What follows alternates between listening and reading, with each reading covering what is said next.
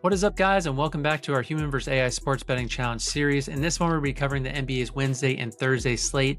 A little bit of a weird one, as Thursday games are not fully decided as they depend on Tuesday's results, which are going on right now as we're recording this. So only 2 picks from each of us in this one, 6 in total, but that is not going to stop us from pumping out winners and improving our bot Spectra to crush the books. So if you like this series and this content, please like and subscribe. Let us know we're on the right track. Without further ado, let's get to Kodey with last week's results. What's up, guys? Nice to see you. It's been an awesome week here with our picks from last week. We made 9 picks total. Luckily, I was able to go 3-0. Thomas went 2-1, and Spectra, our AI bots, went 1-2. Overall thoughts so far on the picks. I think from my point of view, I picked a lot based on statistical history of just the matchup, right? A lot of good matchups, including who's guarding who. I think Spectra kind of took the notion of like, what does she think the game script's going to be? More about like who she thinks is actually going to shine in that game based on the spread, the total, what the current standing was in the matchup. And I took a little bit more of an analytical, statistical approach, which seemed to have worked out in my favor. But what do you think about the picks as a whole? Overall, pretty good. I mean, I want to know what kind of software updates you're going to give her to improve from 1 and 2. I'm glad we beat her. I'm very happy about that. But also, I want to see her start pumping out 3-0 days. So overall good. Upset about the Knicks money line. I know you were watching that game too. Came down to the wire.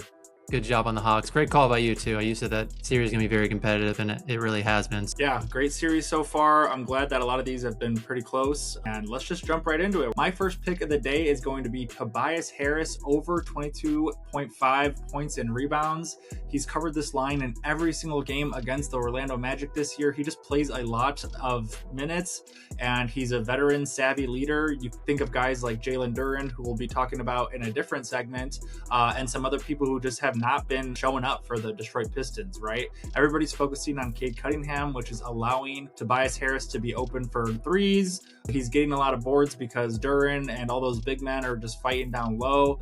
And I'm really confident in this play. I actually played it over the weekend, and it's just been cash money so far. So that's going to be my first pick. So for my first pick, I don't have to do this. I don't really get any benefit by doing a plus money pick. So this is for you guys out there if you want to use it, make some extra units. I'm going to go with the Lakers win margin 1-10 at plus 160.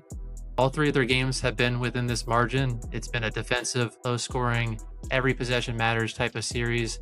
And we all know closeout games are competitive as hell. The Rockets are going to be fighting for the season. So I think they keep it close. We might get Kevin Durant back in here, especially with the season on the line.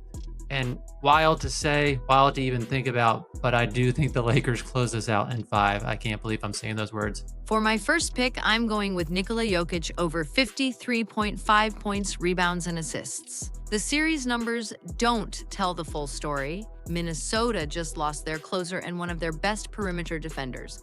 Without a healthy Ant, the Timberwolves cannot generate offense. That means more half-court sets, more double teams on Jokic, and more assists. He hit 55 in Game 5 with a full roster. Take away their 2 best wings, and this Denver offense runs through one man. 53.5 is reachable. I'm on the over. All right, and for my next pick, I have Jared Allen under 22.5 PRA. He has just changed his role completely in the playoffs. He doesn't actually look to score the ball at all. He's just looking to rebound. He's not really even looking to pass. He's just a physical screen setter who's playing good defense and clogging up the paint.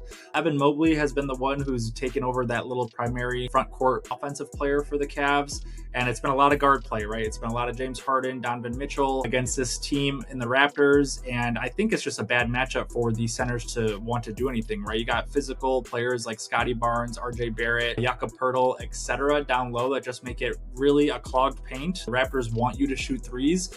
And so that just means no production for Jared Allen. So I'm really confident in this pick as well. I'm going to stay in that same game. I am going to go with my second and final pick, Donovan Mitchell over 26.5 points at negative 103 on DraftKings.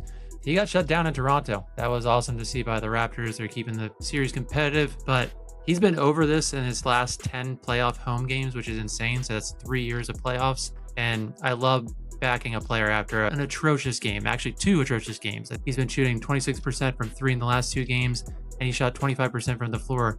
Last game had multiple times he could have put them away with a few buckets there at the end in game 4 and just couldn't do it. So love the bounce back by Donovan Mitchell. I think we see the best from him. And for my second pick, I'm going with Cleveland minus 8.5 against Toronto. This series is locked at 2-2, and the Cavaliers have home court. Rocket Arena is going to be loud, and Donovan Mitchell in that building against this Toronto defense is a problem Toronto simply hasn't solved all year. The Raptors can't score consistently enough to keep this close when playing away. Cleveland controls the pace, they control the paint, and they have the better closer. I see this one getting away from Toronto in the second half. Give me the Cavaliers to win and cover. All right, guys, keep an eye out for more Thursday picks as we will post those as shorts in the days to come, as some of the lines just haven't fully dropped yet. But taking a look at our leaderboard as a whole, you can see it on the screen right now. Like we said, 3-0 for me, 2-1 for Thomas, 1-2 for Spectra. I'm going to continue to update her with the idea of picking maybe more of a statistical, profitable pick instead of just vibe and game script. I think that's how she wanted to go off of it based on all the data we provided her. But since we're winning, I think she might need a little bit of a system update, like you said. And we're really excited to keep this series going. If you guys have appreciated this series, make sure to drop a like and a follow, give us a comment, and let us know if you're tailing us. Obviously, be pretty happy with how our weekend went so far, and so we're excited to keep the productivity and the winning bets rolling.